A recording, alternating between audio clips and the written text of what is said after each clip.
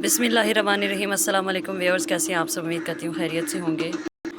आपको मेरे YouTube channel पे वेलकम कहती हूँ। और यूनिट नंबर 4 है कोर्स कोड 8605 का एजुकेशन लीडरशिप एंड मैनेजमेंट हम पढ़ रहे थे।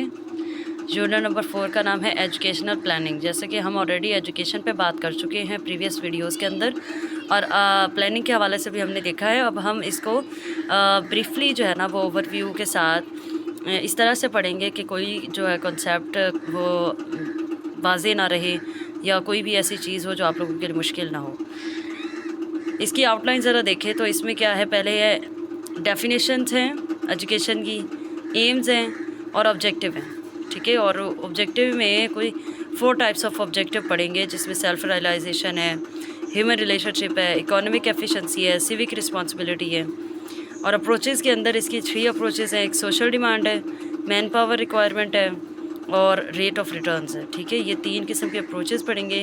एंड थर्ड वन हम एजुकेशन प्लानिंग के हवाले से और उसकी टाइप्स देखेंगे, जो कि तकरीबन कुछ 4 बनती हैं। तो ये एक इम्पॉर्टेंट भी है और जो है ना शॉर्ट भी है। फर्स्ट 3 चैप्टर्स की वीडियोस ऑलरेडी अपलोडेड हैं, आप लोग चाहें तो उन्हें भी जाके विज़िट कर सकते हैं। उसके बाद एट द एंड हम प्रोसेस ऑफ प्लान फॉर्मुलेशन और प्रोसेस ऑफ प्रोजेक्ट प्लानिंग भी देखेंगे। वीडियो स्टार्ट करते हैं। पहला है हमारा aims of education.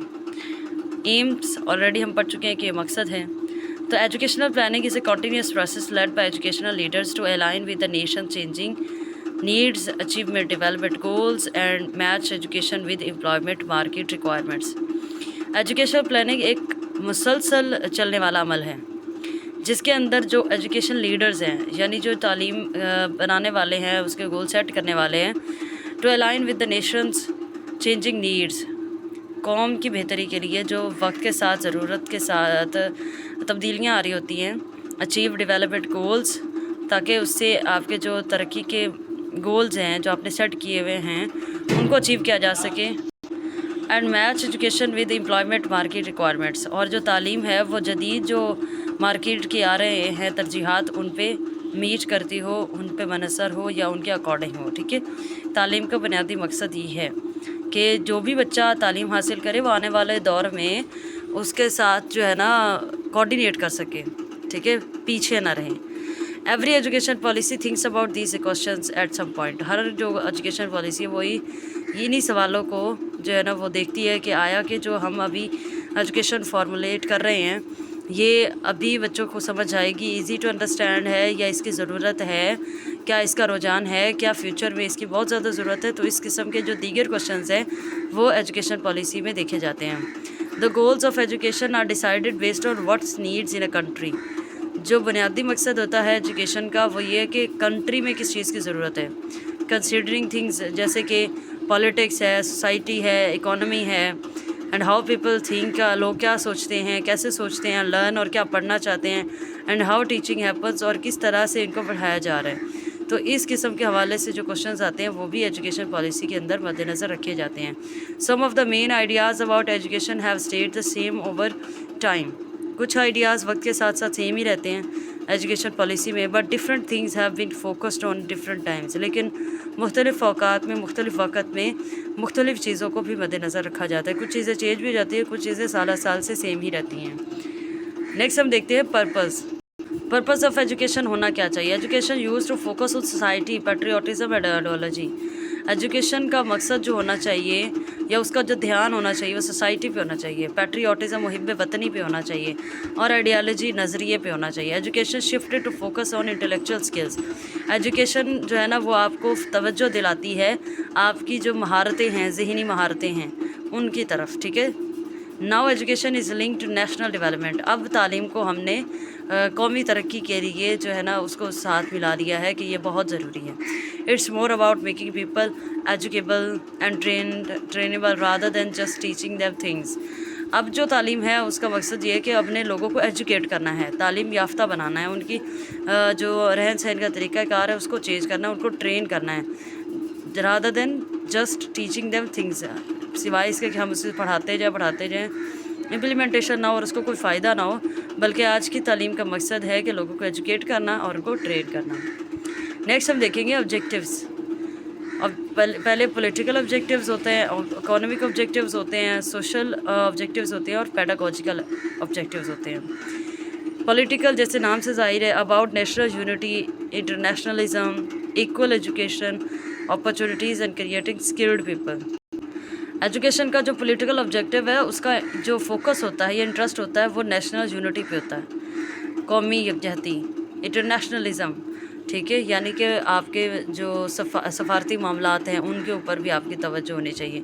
Equal education opportunity, सब के लिए जो है वो बराबर की सतह पे तालीम होनी चाहिए। एंड क्रिएटिंग स्किल्ड पीपल, और ऐसे लोगों को पैदा किया जाना चाहिए या उनको बनाया जाना चाहिए जो महारत रखते हों। इकोनॉमिक ऑब्जेक्टिव्स देखें तो उसमें क्या है, about growing the nation and improving life quality, कि इसके ज़रिए हमने नेशन को नशोनुमा देनी है, उसको बढ़ाना है, उसको अच्छा से अच्छा करना है और उनकी ज़िंदगी जो है म्यार ज़िंदगी उसको बेहतर करना है। सोशल ऑब्जेक्टिव्स क्या है, about creating a welfare state with security, के तहफ़्फ़ुज़ के साथ हमने एक बेहतरीन माशरा, बेहतरीन रियासत खड़ी करनी है। जॉब्स जहाँ पे हो, जहाँ जस्टिस हो एंड डायनामिक सोसाइटी हो। डायनामिक ऑलरेडी हम डिस्कस कर चुके हैं कि चेंजेबल हो, थोड़ी सी फ्लेक्सिबल हो, हार्ड और रिजिड नहीं होनी चाहिए। पेडागोजिकल ऑब्जेक्टिव्स भी क्या है, about developing a person's personality, इसके अंदर जो एक फ़र्द है उसकी जो पर्सनैलिटी है उसको बढ़ाया जाता है। इंटेलेक्ट, उनके ज़हनी महारतों को बढ़ाया जाता है। इमोशंस, उनको इमोशंस पे सिखाया जाता है ग्रिप करना। विल, उनकी मर्ज़ी शामिल होती है। And how they spend free time, और किस तरह से वो वक्त गुजारेंगे। तो पेडागोजिकल ऑब्जेक्टिव्स ये भी हमें सिखाता है, जो कि एजुकेशन का ही एक ऑब्जेक्टिव है। नेक्स्ट हम चलते हैं, the education policy commission of the national association of the United state. ये कमीशन था, इस कमीशन का पूरा नाम ना भी याद रहे तो इट्स ओके, बट आप लोगों को ये याद होना चाहिए कि ये जो यूनाइटेड स्टेट्स की एक कमीशन था एजुकेशन पॉलिसी के हवाले से, नेशनल एसोसिएशन के हवाले से, इन्होंने 4 टाइप्स ऑफ ऑब्जेक्टिव दिए थे। एक ऑब्जेक्टिव ऑफ सेल्फ रियलाइजेशन, एक ऑब्जेक्टिव ऑफ ह्यूमन रिलेशनशिप, एक ऑब्जेक्टिव ऑफ इकोनॉमिक एफिशिएंसी, एक ऑब्जेक्टिव ऑफ सिविक रिस्पॉन्सिबिलिटी। इनको हम 1 बाय 1 पढ़ेंगे। जैसे कि इनके नाम से जाहिर है, सेल्फ रियलाइजेशन, खुद को आपने जानना है, खुद की जुस्तजू। This objective focus on the development of individual potential and abilities for personal growth. इस ऑब्जेक्टिव के अंदर, इस एजुकेशन के ऑब्जेक्टिव के अंदर एक पर्सन खुद के अंदर फोकस करता है और अपने अंदर का पोटेंशियल और एबिलिटीज़ को जानता है। The aspect including under objectives of self realisation are, तो इसकी वसत क्या है या इसके अनासिर क्या हैं, वो ये है, the educated person has an appetite of for learning. अगर इंसान को अपने अंदर की खूबियाँ पता हों और खसूसियात पता हों और उसको पोटेंशियल अपना पता हो, तो फिर उसको कैसा होना चाहिए, उसको इसके एस्पेक्ट्स कैसे होने चाहिए, उसको लर्निंग का भूखा होना चाहिए। The educated person has an appetite for learning, उसके लर्निंग की जुस्तजू होनी चाहिए जहाँ से भी मिले। The educated person can speak their mother tongue clearly. एक तालीम याफ्ता बंदा जो है या बंदी, उसको अपनी जो मदर टंग है, मादरी ज़बान, उससे क्लियरली बोलना आना चाहिए। The educated person reads there mother tongue efficiently, उसे लिखना भी आना चाहिए, पढ़ना भी आना चाहिए। The educated person rights there mother tongue efficiently effectively. The educated person solve problems for counting and calculating. ठीक है, जब इंसान खुद के, हर एक इंसान के अंदर खूबियाँ हैं ना, तो ये बेसिक जो चीज़ें हैं वो जब इंसान रियलाइज़ करता है तब ये सारी चीज़ें हर एक कोई कर सकता है। उसको बेसिक जो काउंटिंग और कैलकुलेटिंग आनी चाहिए। The educated person is skilled in listening and observing. तो ये जो तालीम याफ्ता पर्सन है उसको महारत होनी चाहिए कि वो अच्छे से सुने भी और उसको समझ के मुशाहिदा भी कर सके। नेक्स्ट हम चलते हैं, educated person is skilled in listening and observing related to health. मुआशरे के अंदर जो सुनता है, जो ऑब्ज़र्व करता है, चाहे वो हेल्थ के हवाले से है या फिर किसी और भी चीज़ के हवाले से, तो उसको एक ऑब्ज़र्व होना चाहिए। The educated person protects their own health and that of their dependents, कि एक एजुकेटेड पर्सन को अपनी हेल्थ का ख्याल रखना चाहिए और जो उस पर डिपेंड कर रहे हैं उनका भी ख्याल रखना चाहिए। The educated person is a participant and Spectator in many sports and other pass time. जो एक पढ़ा लिखा इंसान है वो एक हिस्सेदार है स्पोर्ट्स के अंदर भी और दूसरे जो सरगर्मियाँ हो रही हैं उनके अंदर भी हिस्सा लेता है। The educated person has a mental resources for the use of layer. Educated person के पास कुछ दिमागी किस्म की मसरूफियात कह लें, सरगर्मियाँ होती हैं, ऐसे वसाइल होते हैं जिन्हें वो फ्री जो औकात है ना, फ़ारिग औकात, उनमें जो है ना वो यूज़ करता है, इस्तेमाल करता है। यानी फ्री नहीं बैठता ऐसे ही चुगलखोरी की बतौरीन में फोकस नहीं करता, बल्कि ख़ुद को डेवलप करने की कोशिश करता है। ठीक है। The educated person appreciates beauty. तो जो एक पढ़ा लिखा इंसान है वो ऑब्वियसली ब्यूटी को अप्रिशिएट करेगा, सफाई को अप्रिशिएट करेगा। The educated person gives responsible direction to their own life. एक बड़ी ही जिम्मेदारी के साथ अपनी ज़िंदगी को एक सिमत में लेकर चलेगा। नेक्स्ट हम चलते हैं the objective of human relationship. इंसानों के आपस में ताल्लुकात कैसे होने चाहिए, तो एक पढ़ा लिखा कैसे होगा। An educated person prioritise human relationship. एक पढ़े लिखे इंसान जो होता है ना, वो तरजीह देता है ह्यूमन रिलेशनशिप को। ठीक है, इंसानी आपस में जो ताल्लुक है उनको तरजीह देता है। An educated person has a rich genuine and diverse social life. उसकी एक भरी हुई और ज़हीन किस्म की और मुख्तलिफ़ किस्म के लोगों के साथ जो मिलता जुलता है, डाइवर्स मतलब मुख्तलिफ़ किस्म की सोशल लाइफ होती है। An educated person can work and play well with others. दूसरों के साथ वो बहुत अच्छे तरीके से खेलता है और काम करता है। An educated person is polite in their social interaction. पढ़ा लिखा इंसान जो है वो दूसरों के साथ सोशल इंटरेक्शन भी बड़े पढ़े लिखे और पोलाइट अंदाज में करता है। An educated person values family as a social unit. तो समाज का एक रुकन के तौर पे एजुकेटेड पर्सन फैमिली को भी अहमियत देता है। An educated person upholds family values. जो फैमिलीदार है उनको अपनाता है, उन पर तनकीद नहीं करता, और जो रॉन्ग है उनको आहिस्ता से फिर निकालता है। An educated person is good at managing a home. जो घर के मामलात है उसको संभालने में वो अच्छा होता है। And promotes equality in family relationship. और जो ख़ानदानी जो होते हैं ताल्लुकात उनमें बराबरी रखता है। ठीक है।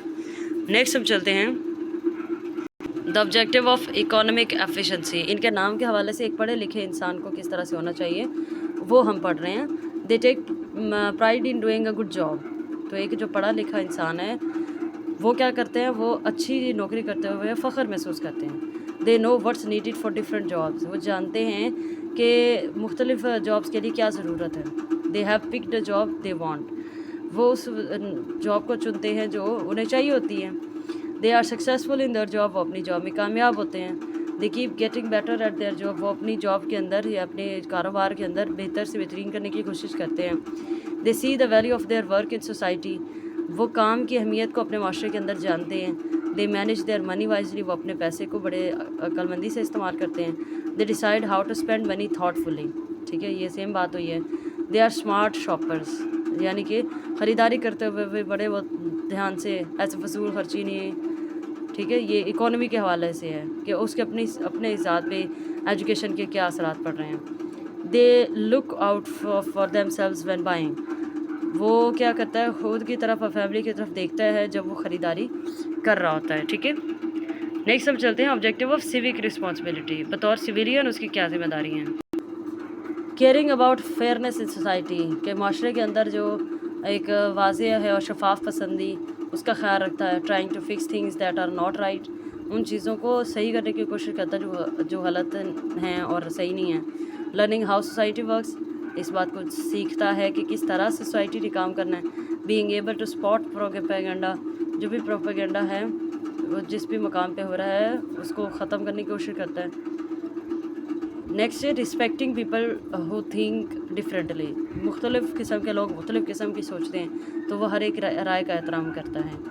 Taking care of the Nations resources, जो कौम के वसाइल हैं उनका ध्यान रखता है। Using science for the greater good, बहुत ही अच्छे काम के लिए या बहुत सी अच्छी अर्निंग के लिए या बहुत ही अच्छी ज़राअत के लिए, वसाइल के लिए वो साइंस का इस्तेमाल करता है। Being a good member of the global community, जो ग्लोबल कम्युनिटी है यानी दुनिया की कम्युनिटी है उसमें का एक गुड मेंबर होता है। नोइंग अबाउट मनी, पैसे के बारे में जानता है, उसकी अहमियत जानता है। डूइंग योर सिविक ड्यूटीज़, अपनी एक जो शहरी फ़राइज़ है वो अंजाम देता है। सपोर्टिंग डेमोक्रेटिक वैल्यूज़, और जो जमहूरी इक़दार हैं उनको सराहता है। ठीक है, ये है सिविक रिस्पॉन्सिबिलिटी। कुछ हम डोमेन्स पढ़ लेते हैं। Domains of education objectives. Educational goals vary based on culture and region in Asia. Asia continent जो हमारा है इसके अंदर जो कल्चर है या उस रीजन के अकॉर्डिंग जो है वो एजुकेशनल गोल सेट होते हैं। लाइक अर्बन एरियाज़ के अलग से गोल्स होते हैं, वो जल्दी से पिक कर लेते हैं तो उनके थोड़ी एडवांस लेवल पे चले जाते हैं। रूरल एरियाज़ में लोग सादा लोग होते हैं और इंग्लिश वगैरह समझना और पे ग्रिप करना के लिए थोड़ा मुश्किल होता है, तो वहाँ पे ऑब्जेक्टिव्स थोड़े और किस्म के सेट होते हैं। Each culture defines what an educated person, हर जो कल्चर है वो डिफ़ाइन करता है कि उसका एजुकेटेड पर्सन कैसा होना चाहिए। पंजाबी हमारे मुल्क में है तो उनका स्टैंडर्ड और है कि पढ़े लिखे इंसान को क्या होना चाहिए, बलोचियों का और है, इस तरह से पठानों का और है। जो भी हमारे हाँ डिफरेंट कल्चर्स के लोग रहते हैं उनके अकॉर्डिंग डिफरेंट जो है ना एजुकेटेड पर्सन वेरी करते हैं, ठीक है। तो कुछ डोमेन्स हैं, कॉग्निटिव है, अफेक्टिव है, साइकोमोटर है, गोल ऑफ एजुकेशन है और एजुकेशनल प्लानिंग है। ये जो डोमेन्स हैं ये हर एक कल्चर के एजुकेटेड पर्सन में कॉमन है। Cognitive about gaining knowledge and thinking skills, इसमें जो ये कॉग्निटिव डोमेन वाला जो शख्स होता है एजुकेटेड पर्सन, वो नॉलेज देता है, लेता भी है और देता भी है। एंड थिंकिंग स्किल और सोचता है, उसमें सोचने की महारत होती है। Affective deals with attitudes, feelings and emotions, तो चाहे जिस भी कल्चर से हों उसको अफेक्टिव डोमेन भी आती है एक एजुकेटेड पर्सन को कि वो एटीट्यूड, फीलिंग और इमोशन के साथ कैसे डील करें।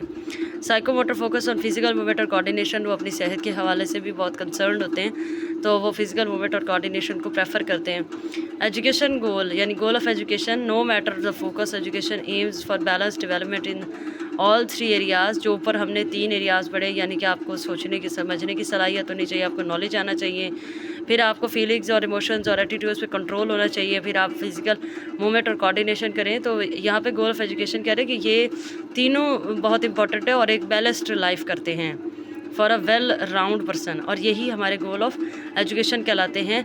कोई भी किसी किस्म का वेल राउंड पर्सन मतलब कि किसी भी कल्चर से हो, किसी भी प्रोविंस से हो, ठीक है, तो उस पर ये तीनों जो डोमेन्स हैं ये पाई जाती हैं। Educational planning, national education objectives are key of for planning based on the need of balance development. तो एक नेशनल एजुकेशन का जो ऑब्जेक्टिव्स होता है वो होता है प्लान करना और ज़रूरियात को समझते हुए तरक्की करना है। नेक्स्ट स्लाइड की तरफ चलते हैं। एजुकेशनल प्लानिंग क्या होती है? Educational planning use to separate from the socio economic planning. ये जो एजुकेशनल प्लानिंग होती है ये जो माशी और मईशत की जो प्लानिंग रहती है इससे थोड़ी अलग होती है। But when people realise education impacts the economy, लेकिन जब लोगों को ये पता चलता है कि जो तालीम है वो मईशत पे असरअंदाज होती है, कनेक्शन वर मेड, तब फिर क्या बन जाता है, कनेक्शन इनका आपस में रब्ता तो बन जाता है। तो education is seen as an investment for economic development. तो तालीम जो है वो एक इन्वेस्टमेंट समझी जाती है मईशत की तरक्की में। ऑब्वियसली लोग पढ़ेंगे, पैसा लगेगा। अब जब पैसा लगा के लोग पढ़े हैं तो अब वो आएंगे और अपने डिफरेंट टेक्निक्स और आइडियाज़ लगा के इकोनॉमी को बेहतर करेंगे। नॉट जस्ट अ कॉस्ट, ठीक है, ये एक सिर्फ कीमत नहीं होती बल्कि ये एक मईशत यानी किसी भी कंट्री को चलाने के लिए एक सोर्स होता है। Economist studied how education effects the economy. Economics यानी इकोनॉमी जो मईशत दान हैं वो ये सोचते हैं कि किस तरह से एजुकेशन जो है वो असरअंदाज होती है इकोनॉमी पे, and try to measure its impact on national income, और किस तरह से ये जो हमारी कौमी जो है सरमायाकारी उसमें ये असरअंदाज होती है, उसको ये मैयर करते हैं। Now education planning consider links with other development activities using the approaches. अब जो है वो एजुकेशन प्लानिंग है वो समझी जाती है कि उसका ताल्लुक़ बहुत सी डेवलपमेंट एक्टिविटीज़ के साथ है, जैसे सोशल डिमांड के साथ है, मैन पावर के साथ है, रिक्वायरमेंट्स के साथ है और रेट ऑफ रिटर्न्स के साथ है। सो बेसिकली यहाँ पे 4 डिमांड्स हैं एजुकेशन प्लानिंग की, जिनको हम 1 बाय 1 पढ़ते हैं। पहली है सोशल डिमांड मेथडोलॉजी, सोशल समाजी, ठीक है। इस plans education based on society needs. इसमें जो प्लान किया जाता है वो मशर्ती ज़रूरियात के अकॉर्डिंग होता है। Seeing it as a good thing for everyone, इसमें जो चीज़ होती है ना वो सबके लिए वो अच्छी हो, वही चीज़ सेलेक्ट की जाती है। It locate schools where they are needed, ये उन एरियाज़ को देखते हैं जहाँ पे स्कूल्स की ज़रूरत है। एमिंग फॉर सोशल इक्वालिटी, ताकि माशी बराबरी जो है ना वो आ सके। एंड कल्चरल स्प्रेड, और जो कल्चर है, सकाफ़त है वो फैले। However this approach can lead to over expansion, ताहम ये जो अप्रोच है वो ज़्यादा ही एक्सपेंड हो जाती है, causing poor facilities and falling standard, जिसके नतीजे में क्या होता है कि फैसिलिटीज़ कम होती हैं, पुअर हो जाती हैं और स्टैंडर्ड जो होता है तालीम का वो गिर जाता है। It's a way to plan education that consider the population's demand and distribution. तो ये एक मेथड है या एक ये रास्ता है जिससे एजुकेशन का जो सिस्टम है वो प्लान किया जाता है, जिसके अंदर पॉपुलेशन की डिमांड और उसकी तकसीम उसको भी मैयर किया जाता है। नेक्स्ट अप्रोच की तरफ चलते हैं। मैन पावर रिक्वायरमेंट मेथोडोलॉजी, यानी जो इंसान की जो है ताकत या उसकी थिंकिंग या उसकी सोच या उसके माइंड को रख के या फिज़िकल रिक्वायरमेंट्स उसको देख के जो एजुकेशन प्लानिंग पे असरअंदाज होता है उसको देखेंगे। It is an approach for to planning education that focuses on producing the right number and type of skilled workers needed for development.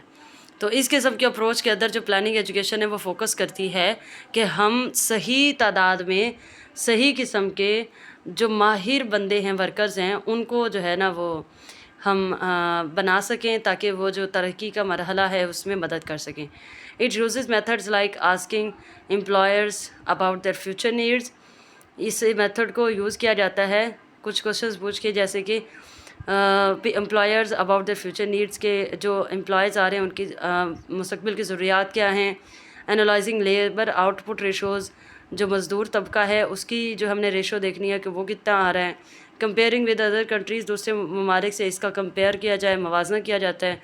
And using ratios between the different types of workers to figure out what kind of education and training are needed. और फिर इसी labours को देखकर या workers को देखकर, मुख्तलिफ़ किस्म के वर्कर्स को देखकर एजुकेशन फिर डिसाइड करती है कि किस किस्म की ट्रेनिंग और एजुकेशन की ज़रूरत है। Basically it's about matching education to the work force needs for development. बुनियादी तौर पर इसका मकसद ये है कि एजुकेशन को इस सेम करना है, मैच करना है कि वर्क फोर्स को ज़रूरियात क्या हैं और हमने इस सिलेबस क्या प्रोवाइड करना है। ठीक है, नेक्स्ट हम देखते हैं रेट ऑफ रिटर्न्स मेथडोलॉजी। ये क्या है? It is a way to figure out if investing in education pays off by comparing the costs, both personal and public, to the benefits of a different types of education at various levels. इस किस्म की जो methodology है या planning approach है उसके ज़रिए हम ये फाइंड आउट कर सकते हैं कि जो एजुकेशन पे हमने ख़र्चा किया है, कॉस्ट लगाई है, ठीक है, उसका क्या नतीजा, उसका बेनिफिट हुआ है क्या, डिफरेंट टाइप्स ऑफ एजुकेशन मुख्तलिफ़ लेवल पे प्रोवाइड की जा सकी है क्या, इसका बेनिफिट हुआ है। ठीक है, इस चीज़ को रेट ऑफ रिटर्न्स मेथोडोलॉजी में देखा जाता है। It treats education like any other investment. इसमें जो एजुकेशन को वो ट्रीट किया जाता है दूसरे इन्वेस्टमेंट की तरह ही, जैसे बिज़नेस में कोई इन्वेस्टमेंट करे, कारोबार के लिए कोई इन्वेस्टमेंट करे, घर में कोई इन्वेस्टमेंट करे, expecting it to yield some profits over time, और जिसमें ये तवक्को की जाती है कि वक्त के साथ या थोड़े वक्त के बाद जो है ना वो इसमें प्रॉफिट हमें होगा। However it's tricky to calculate. ताहम ये बहुत ज़्यादा पेचीदा है, मुश्किल है इसको कैलकुलेट करना, because some benefits of education, क्योंकि थोड़े से जो तालीम के फ़ायदे हैं जैसे कि चेंजिंग्स इन वैल्यूज़ और एटीट्यूड्स के रवैयों में तब्दीली आ गई, इक़्तिदार में तब्दीली आ गई, आर हार्ड टू मैयर, तो इनको तो मैयर नहीं किया जा सकता ना। अदरवाइज़ जो आपने फ़ीस का पे आउट निकला है या आपने जितना इन्वेस्ट किया था पैसा वो वापस आ गया है तो उसको तो मैयर किया जा सकता है, लेकिन आपकी स्कूलिंग के बदले में जो चेंजिंग आई है माशरे में वो मैयर नहीं की जा सकती। In developing countries they often use different methods at different times and for different education levels based on what society needs. जो तरक्की याफ्ता ममालिक हैं उनके अंदर जो है मुख्तलिफ़ किस्म के मेथड्स मुख्तलिफ़ वक्तों में यूज़ किए जाते हैं ताकि जो एजुकेशन लेवल पे सोसाइटी के अंदर ज़रूरियात आई हैं उसको जांचा जा सके। समटाइम्स मिक्सिंग अप्रोचेज़, बाज़ औक़ात ये अप्रोचेज़ आपस में मिक्स हो जाती हैं, कार्ड साइंथेटिक अप्रोच, फिर उसे हम क्या कहते हैं, साइंथेटिक अप्रोच कहते हैं, for things like primary and middle school education. तो जो प्राइमरी और मिडिल स्कूल एजुकेशन दी जाती है वहाँ पे ये मिक्सअप हो जाता है, सारी ही चीज़ें इकट्ठी हो जाती हैं, तो उसको हम सिंथेटिक अप्रोच कहते हैं। नेक्स्ट अब चलते हैं अप्रोचेज़ ऑफ एजुकेशनल प्लानिंग में हम कुछ और दीगर अप्रोचेज़ देखेंगे जो हमने अभी पीछे पढ़ी हैं। वो 4 अप्रोचेज़ थी जो कि हमें किन्होंने दी थी, सॉरी यहाँ पे देखिए डोमेन्स थी ये 4, और इन्हीं के अंदर फिर हमने आगे जो है ना वो डिटेल से पढ़ा है एजुकेशन प्लानिंग को। ठीक है, इसकी डिमांड्स को, इसके मेथोडोलॉजीज़ को। Social demand of methodology 1, the man power requirement methodology 2, the rate of return methodology 3, and then ये कुछ और हैं अप्रोचेज़, इनको भी आपने माइंड में रखना है। आप लोग हेडिंग भी याद कर सकते हैं, लेकिन अगर हेडिंग ना याद हो then you definitely go with the sentences. Unit cost क्या है, how much something cost per unit, कि एक यूनिट पर कितनी हमारी लागत आई है। लाइक पर स्टूडेंट इन एजुकेशन, एक बच्चे पे तालीम का कितना खर्चा आया। पेरेंट्स तो करते ही करते हैं, और पेरेंट्स जो स्कूल प्रोवाइड करते हैं, स्कूल लगाता है बच्चों पे, तो फिर वो कितना कॉस्ट हुआ। Equality and disparity issues, who gets access to education based on age, sex, location etcetera, कि कौन जो है ना वो अपना जो इक्वालिटी बेस्ड एजुकेशन हासिल कर रहा है, या कौन है जो डिस्पैरिटी इश्यूज़ फेस कर रहा है। यानी लोकेशन के मुताबिक, लोकेशन जो है वो थोड़ी माइनॉरिटीज़ किस्म की है, उनको वहाँ पे लेस फैसिलिटेट किया जाए, और अगर जो मेल हैं उनको ज़्यादा तरजीह दी जाए और फीमेल को कम दी जाएगी। ये sex issues and age issues के अंदर आ जाएगा कि छोटे बच्चों को, बड़े बच्चों को, दरमियाने बच्चों को। ऑर्गेनाइजेशनल स्ट्रक्चर्स हैं, how decisions are made and power is distributed in an organisation, किस तरह से फैसला लिए जाते हैं और किस तरह से ऑर्गेनाइजेशन जो है वह पावर को या पैसे को या जो भी फैसिलिटीज़ हैं उनको डिस्ट्रीब्यूट करती है। ये है ऑर्गेनाइजेशनल स्ट्रक्चर्स में आता है। नेक्स्ट है approach demographic factors, how things like age, sex and where people live affect stuff. ठीक है, डेमोग्राफिक ये बिल्कुल वैसे ही है जैसे आपने ऊपर इक्वालिटी और डिस्पैरिटी इशूज़ में देखा है कि एरिया टू एरिया जो है ना एजुकेशन वेरी करती है। ठीक है, और कुछ इलाकों में मेल को डोमिनेंट और फीमेल को डोमिनेंट नहीं समझा जाता, तो उनको एज इट इज़ नहीं पढ़ाया जाता। तो ये फैक्टर्स भी इसके अंदर शामिल है। पॉलिटिकल फैक्टर्स आ जाते हैं, how politics and government support impact things, किस तरह से जो सियासी अनासिर हैं ये गवर्नमेंट है, ये किस तरह से जो एजुकेशनल प्लानिंग है उस पर अफेक्ट होती है। External efficiency, how relevant and responsive something is to outside needs, कि बाहर की जो ज़रूरियात है उनको मद्देनज़र रखते हुए वो कितनी रिस्पॉन्सिव हो सकती हैं, कितनी रेलेवेंट हो सकती हैं, कितनी हमारे लिए मददगार हो सकती हैं कि हम एजुकेशनल प्लानिंग उनके मुताबिक करें। ऑक्यूपेशनल नीड्स यानी शोबा के हवाले से, what people different, what skills different job in various sectors need now and in the future, कि किस किस्म के महारतें किस जॉब के लिए चाहिए, कौन से सेक्टर्स में, और अभी इसकी क्या ज़रूरत है और नेक्स्ट फ्यूचर में क्या इसकी ज़रूरत होगी। नेक्स्ट हम चलते हैं प्रिपरेशन ऑफ अल्टरनेटिव डिसीजंस। ये है major interest of educational planning में, सॉरी ये हमने हेडिंग पहले देखनी नहीं, हमने अप्रोचेस अभी ख़त्म किए हैं। अभी हम नेक्स्ट जो है हम देखेंगे वो major interest of educational planning देखेंगे। उसके अंदर जो प्रिपरेशन ऑफ अल्टरनेटिव डिसीजन है, एक तो ये बच्चों के लिए एजुकेशन को इंटरेस्टिंग बनाने के लिए है, यानी making a backup plans ABCD to have decision makers to the best option for education, कि आपके पास बैकअप डिसीजंस होने चाहिए, बैकअप प्लान्स होने चाहिए। यानी आपने एक प्लान एजुकेशन पे या बच्चों पे या क्लास पे या इंस्टीट्यूशन पे लगाया, वो वर्कआउट अभी नहीं कर रहा, उससे बल्कि लॉस होना स्टार्ट हुआ, तो आपके पास इसका भी एक बैकअप प्लान हो कि अब क्या करना है हमने। ठीक है, नेक्स्ट है गोल्स एंड ऑब्जेक्टिव्स। तो जब ऐसे करेंगे हम, अल्टरनेटिव डिसीजंस हमारे पास होंगे, तो एजुकेशनल प्लानिंग जो है वो इंटरेस्टिंग हो जाएगी। गोल्स और objectives, setting targets for what you want to achieve in education, focusing on desired outcomes, ये तो हम शुरू से पढ़ रहे हैं। आगे है programmes and services, organising learning activities and support services for students, के बच्चों के लिए एक्टिविटीज़ को ऑर्गेनाइज़ करना, उनको सपोर्ट करना, स्टूडेंट्स को डिफरेंट किस्म की जो सहूलियात है वो फराहम करना, ये प्रोग्राम और सर्विसेज है। जब ये सीन होता है तो फिर एजुकेशनल प्लानिंग भी इंटरेस्टिंग हो जाती है, बच्चे भी दिलचस्पी से पढ़ते हैं। नेक्स्ट चलते हैं, ह्यूमन रिसोर्स किस तरह से हेल्पफुल होते हैं एजुकेशन को इंटरेस्टिंग बनाने के लिए। Managing and supporting educators and staff to perform well. ठीक है, कि जब आप एक दूसरे को सपोर्ट करते हैं, मैनेज करते हैं काम को, तो वो इससे हेल्प आउट होती है, आप एक दूसरे से दिलचस्पी से काम कर सकते हैं, एजुकेटर और स्टाफ मिलके। ठीक है, अच्छे से परफॉर्म करते हैं। Physical sources, managing facilities like building, classroom and labs for effective education.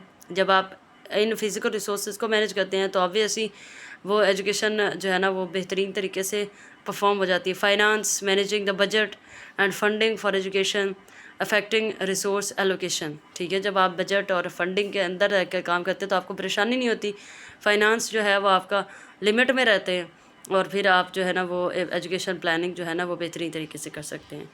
Next हम चलते हैं governmental structure, how government policies, rules and values shape education, किस तरह की पॉलिसी, उनके कानून, उनके जो वैल्यूज़ हैं वो एजुकेशन को बनाती हैं, गवर्नमेंट का structure. Social context, education reflects the society it's in. Education जो है वो सोसाइटी पे असरअंदाज होती है। कंसिडर कल्चरल नॉर्म्स, जैसे कि उनके कल्चर के नॉर्म्स हैं, वैल्यूज़ हैं, सोशल स्ट्रक्चर। तो ये व्हेन प्लानिंग एजुकेशन, तो ये सारे असरअंदाज होते हैं जब आप प्लानिंग एजुकेशन कर रहे होते हैं। नेक्स्ट चलते हैं, हम एजुकेशनल प्लानिंग के कुछ टाइप्स पढ़ लेते हैं। ये कुछ चार होंगी, हम इसको पढ़ते हैं। पहली है इम्पेरेटिव और सेंट्रलाइज्ड प्लानिंग। अगर आप लोगों को इम्पेरेटिव ना याद है तो सेंट्रलाइज आप लोगों ने याद करनी है लाजमी। This is like top down planning.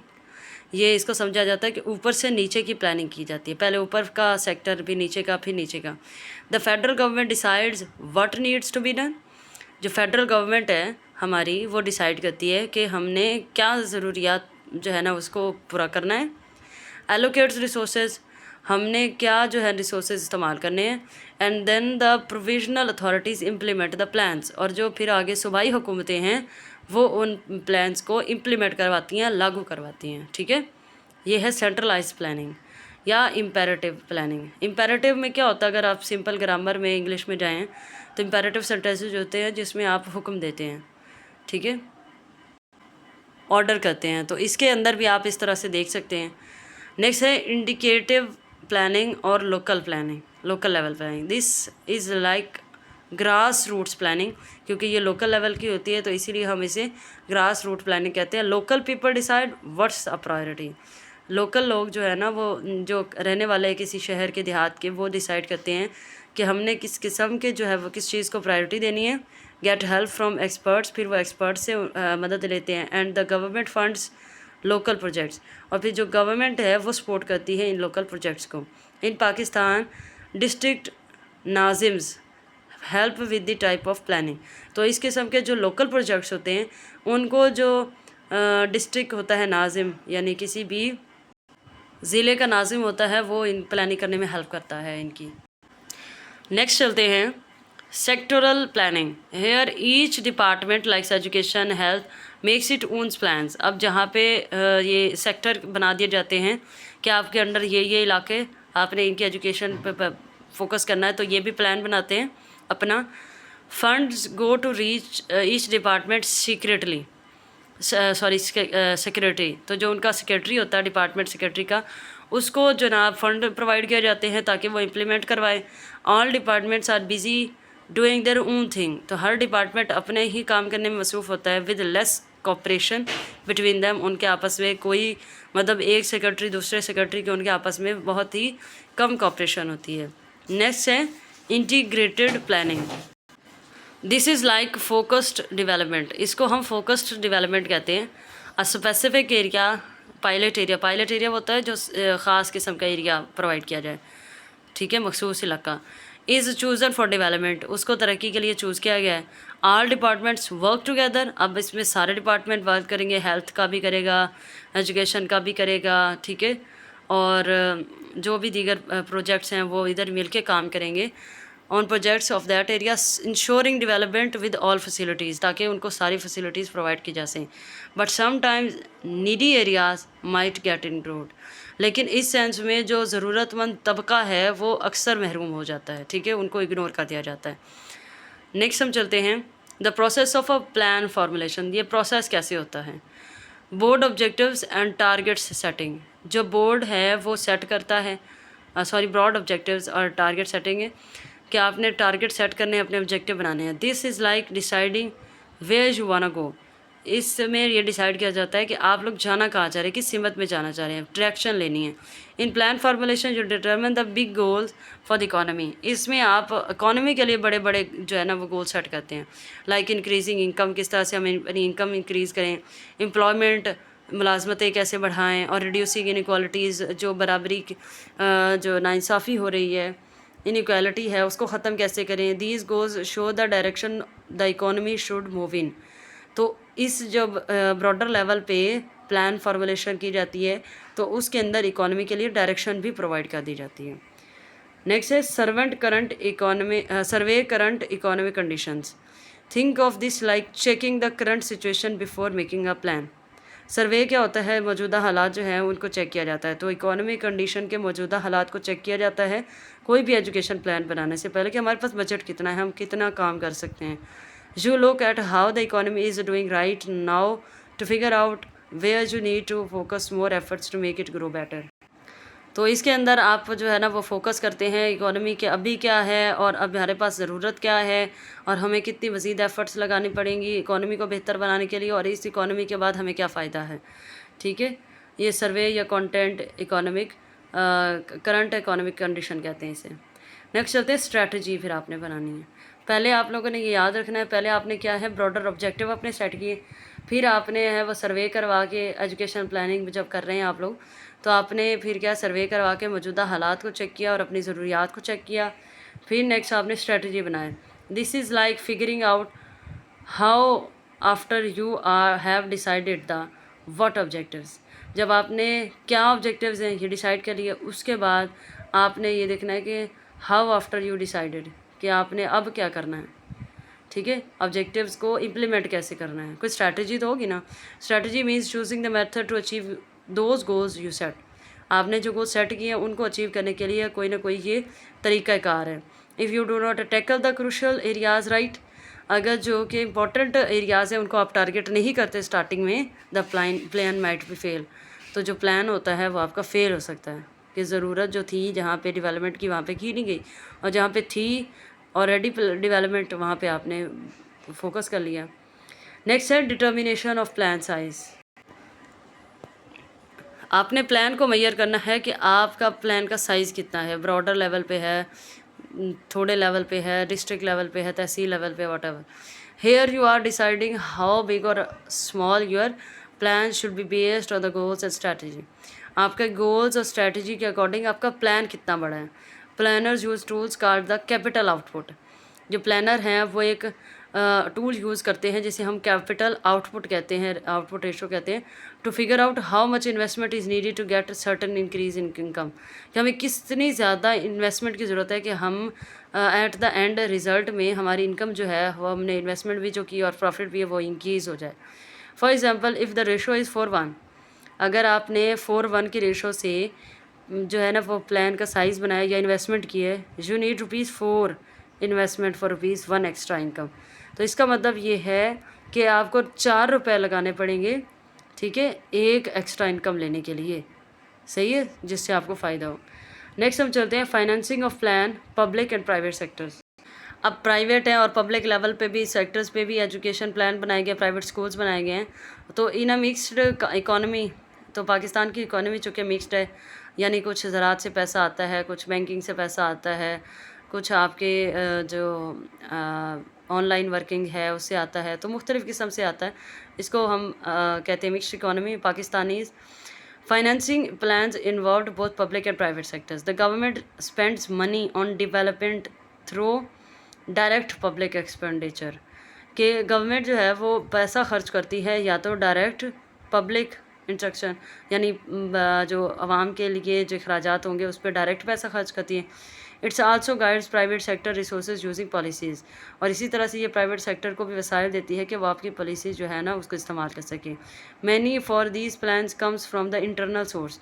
ये बहुत से जो है मनी जो है वो इंटरनल सोर्सेज से निकल के आता है, लाइक टैक्सेस से, सेविंग से, एक्सटर्नल सोर्सेज हैं जैसे लोन है और फॉरेन इन्वेस्टमेंट है, पैसा इनसे लिया जाता है और फिर इसको पब्लिक और प्राइवेट सेक्टर्स को डिवाइड करके दिया जाता है ताकि वो काम करें।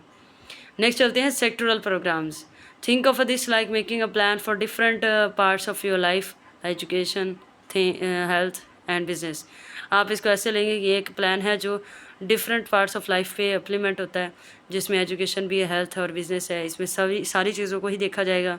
You set big goals for each part. अब हर हिस्से के लिए, यानी एजुकेशन के लिए भी आप बड़ा गोल बनाते हैं, हेल्थ के लिए भी बड़ा गोल बनाते हैं, बिजनेस के लिए भी बड़ा बनाते हैं, ठीक है, like the sectors of the economy, and then you make detailed plan for each on the based on what's most important.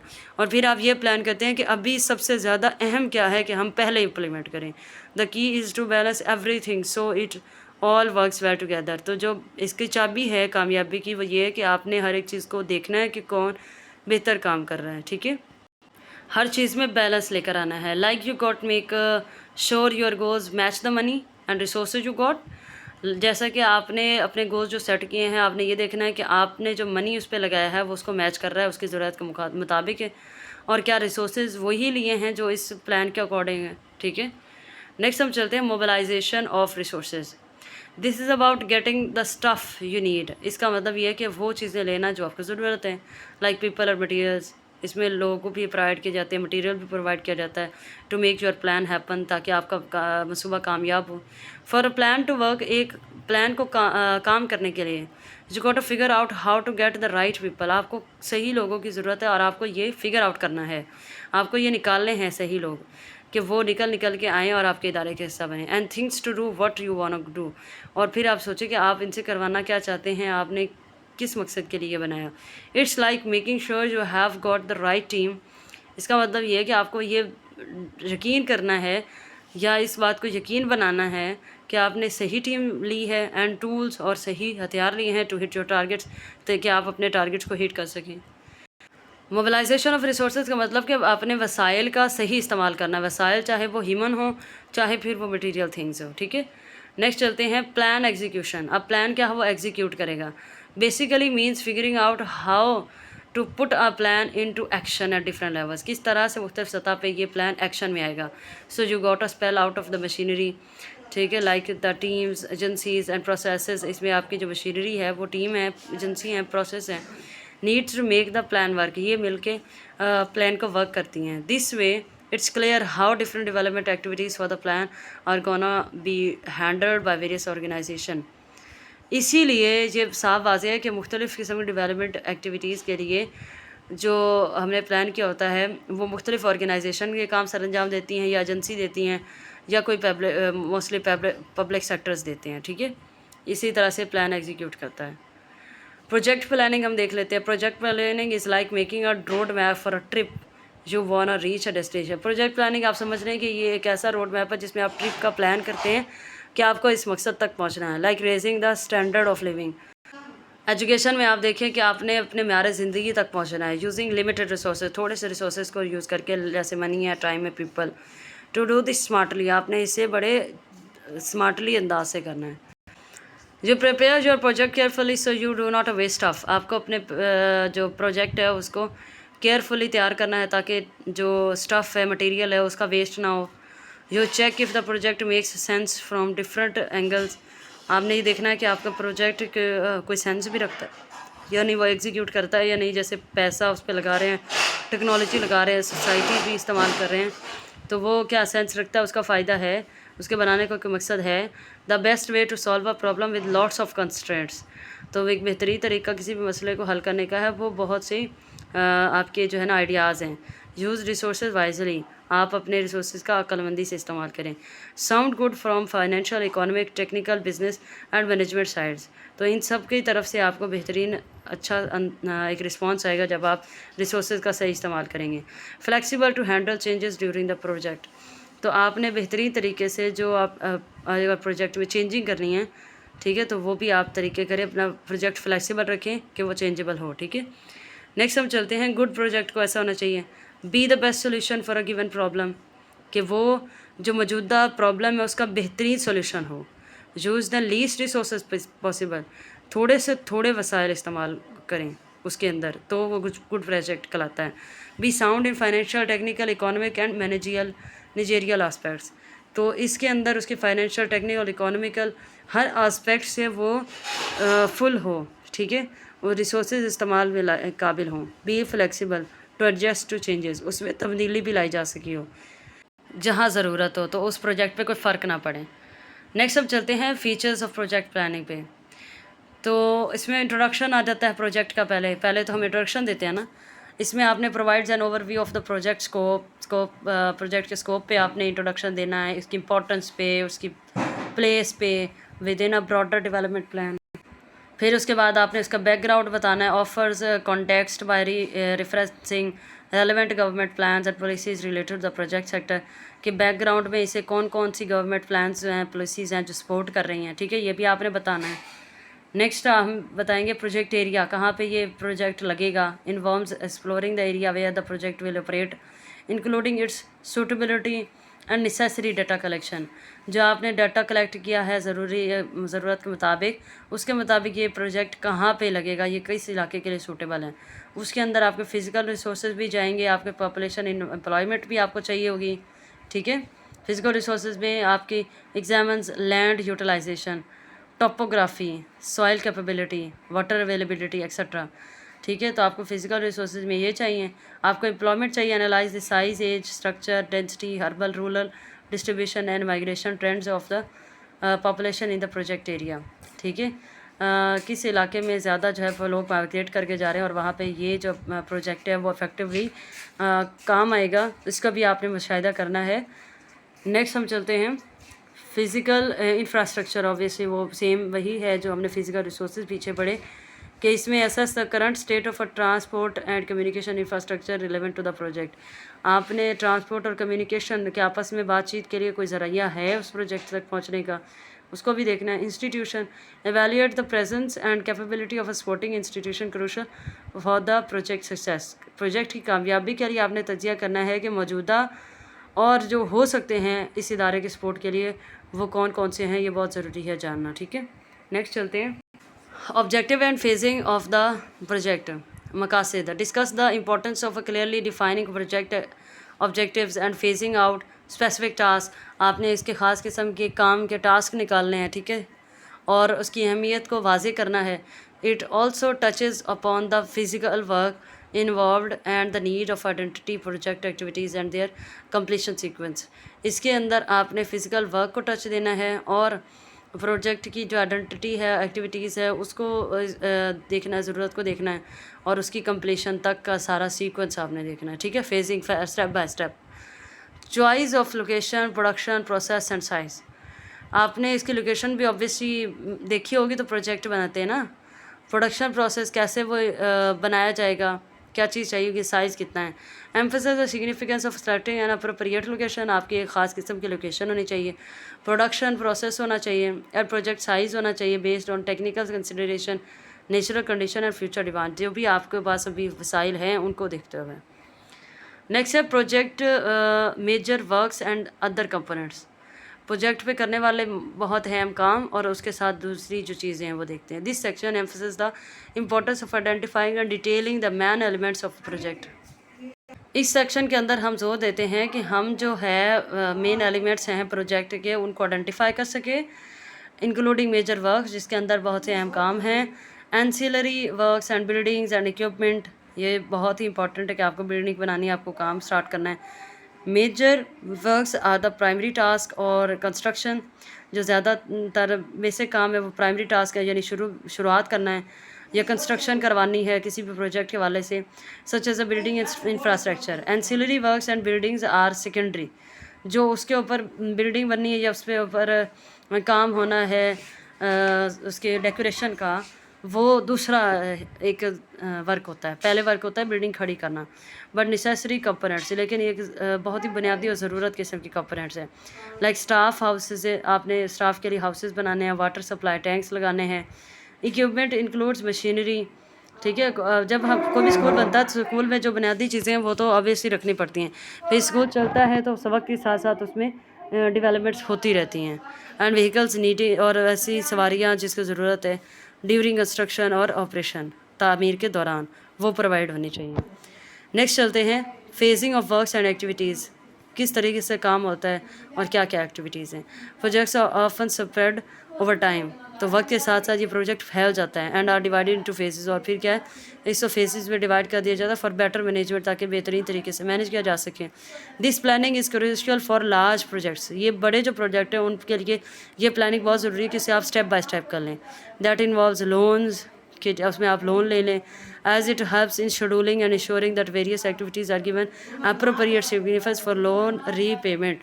तो आपने लोन लिया है, अब लोन आप ऐसी जगह पे लगाएं जिससे आप वक्त के अंदर अंदर वो लोन की रीपेमेंट कर दें, वापस उसको कर दें। Proper phasing helps in visualising potential problems during execution. तो आपने जब प्रॉपर प्लानिंग की होती है इसके अंदर, तो ये विजुलाइजिंग पोटेंशियल प्रॉब्लम जो है ना उसको भी देखती है कौन सी आ रही है एग्जीक्यूशन के दौरान, यानी आपने जब इसको अमली जामा पहनाया। तो नेक्स्ट हम चलते हैं कुछ और देख लेते हैं। प्रोजेक्ट कॉस्ट है, कैपिटल कॉस्ट है, रिकरेंट कॉस्ट है, local and foreign currency cost है, फेजिंग ऑफ कॉस्ट है। तो प्रोजेक्ट कॉस्ट क्या है? This section categorizes project cost into, इसमें प्रोजेक्ट के ऊपर कितनी कॉस्ट आएगी। कैपिटल कॉस्ट है there are expenditures on physical assets. Capital cost जो कि आपके जो फिजिकल इंस्ट्रूमेंट्स हैं उन पे लगी है, जैसे मेजर वर्क के लिए जो चीज़ें चाहिए, एंसिलरी वर्क्स के लिए जो चाहिए, बिल्डिंग पे चाहिए, इक्विपमेंट पे चाहिए, कॉन्टीजेंसीज के लिए जो चाहिए, वो होते ही capital cost. Recurrent cost these are expenses needed to operate and maintain the project including salaries. ये जो रिकरेंट है, जो अभी आपके खर्चे हो रहे हैं, जो वक्त के साथ साथ कोई चीज़ ख़राब होगी उसको आपने बनाया, सैलरीज देनी है, ठीक है। प्रोजेक्ट को मेंटेन करने के लिए आपने उसको डेकोरेट करते रहना है, ठीक है। इनपुट देते रहना है ताकि वो मेंटेन रहे। Local and foreign currency cost projects में incur cost in both local and foreign currencies. तो जो इसमें प्रोजेक्ट के अंदर इन्वेस्टमेंट हो रही होती है वो लोकल और फॉरेन करेंसीज दोनों की तरफ से आ सकती है। It's essential to differentiate these for financing arrangements. तो ये बहुत ज़्यादा ज़रूरी है ताकि आप माली तौर पर जो है ना उसको अरेंज कर सकें एंड इकोनॉमिक एनालिसिस और मीशत का तजिया कर सकें। Phasing of cost should be phased on an annual based. जो कॉस्ट है, जो लागत है, उसका अंदाज़ा आपने साल भर सालाना आमदनी का रखना है according to the project construction. Project की तामीर के वाले से शेड्यूल जो आपने किया था एंड ऑपरेशन और जो आप काम कर रहे हैं, rate until it reach maximum potential, हत्ता कि यहाँ पे ये एक बेहतरीन जो है ना लेवल पे पहुँच जाए। आपने तब तक इसका एनुअल रिकॉर्ड रखना है कि कितना लागत, कितने खर्च। नेक्स्ट हम चलते हैं फाइनेंसिंग ऑफ द प्रोजेक्ट पे। This section discusses the various sources of funding for projects. इसमें बहुत से तरीक़ों से प्रोजेक्ट को फ़ंड किया जा रहा था, इन्वेस्ट किया जा रहा था, जिसमें गवर्नमेंट सोर्सेज आ सकते हैं, आप लोग ग्रांट्स ले सकते हैं, लोन्स आ जाते हैं, इन्वेस्टमेंट आ जाती हैं, डायरेक्ट गवर्नमेंट एक्सपेंडिचर यानी गवर्नमेंट डायरेक्ट ही जो है ना वो अखराजात उठा लेती है। स्पॉन्सरिंग एजेंसीज़ वून फंड्स जो आपने जिनको स्पॉन्सर किया हुआ है एजेंसीज़ ने, वो फ़ंड देती हैं। प्राइवेट इन्वेस्टमेंट आ जाती है, कोई लोग बहुत अमीर होते हैं वो प्रोवाइड करते हैं। लोकल बॉडी सर्विसेज यानी लोग जो वहाँ के हैं वो खुद पैसे इकट्ठे करके काम कर लेते हैं। एंड नॉन गवर्नमेंट बोरिंग, और गवर्नमेंट के अलावा जो है ना आप उनसे भी उधार ले लेते हैं। तो understanding these sources is crucial. इन वसाइल को समझना बहुत ज़रूरी है for securing the necessary fund, ताकि आप जो है ना ज़रूरी किस्म का फ़ंड आप अपने पास रखें to initiate and sustain the project, ताकि आप जो है वो इब्तदा भी कर सकें और फिर बाद में उसको सस्टेन भी कर सकें, प्रोजेक्ट को उसको खड़ा भी कर सकें। नेक्स्ट है ऑर्गेनाइजेशन और management. This part emphasize the importance of analyzing man power requirements for a project implementation and subsequent stages. इसके अंदर आपने इस बात पे जोर देना है और इस बात को जानना है कि मैन पावर कितनी ज़्यादा ज़रूरी है किसी प्रोजेक्ट को इम्प्लीमेंट करवाने के लिए, और अगर ये नहीं हुई तो इसके क्या असरात हो सकते हैं। तो इसमें किस किस स्टेजेस पे चाहिए। It highlights the need to assess the availability of skilled, semi skilled and unskilled labour to meet project needs effectively. इसमें आपको एक महारत वाले बंदे चाहिए होते हैं और एक सेमी स्किल्ड यानी कुछ महारत थोड़ी बहुत रखने वाले, अनस्किल्ड लेबर जिसके अंदर आपके काम करने वाले बेसिक जो सफाई करने वाले हो जाते हैं, यानी ऐसे लोग जो स्किल्ड नहीं हैं लेकिन वो यूज़ किया जा सकते हैं, वो बहुत ही ज़रूरी होते हैं मैनेजमेंट में ऑर्गेनाइजेशन की। ठीक है, that's for all about unit number 4। I hope so कि मैं इसको बेहतरीन तरीके से कर पाई होंगी। आप लोगों से यही रिक्वेस्ट है कि अगर आपको वीडियो पसंद आई हो तो आप शेयर, लाइक और सब्सक्राइब कर दें। ये बहुत ही बड़ी सपोर्ट होगी for me. Thank you so much.